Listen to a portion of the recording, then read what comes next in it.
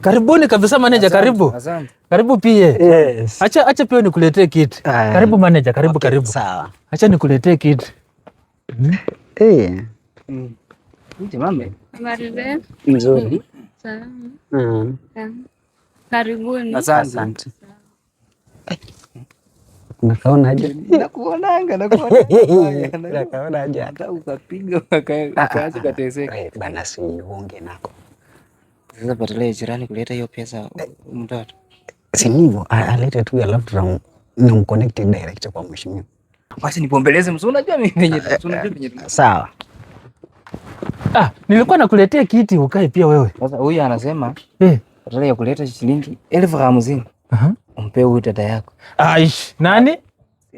Niwape nini? Dada yako. Nini inaendelea hapa? Manager ati tunasema ati nini? Badala ya kuleta amesema badala ya kuleta 50,000. Aje.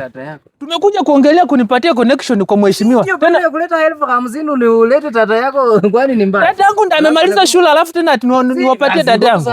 Kwani kuna hiyo ni maneno gani yenye mnafanya hii? Ndiye amemaliza shule form 4. Amefanya form 4 ni mtu mzima sio? Nini inaendelea? Sisi imagine huyu manager wa mheshimiwa.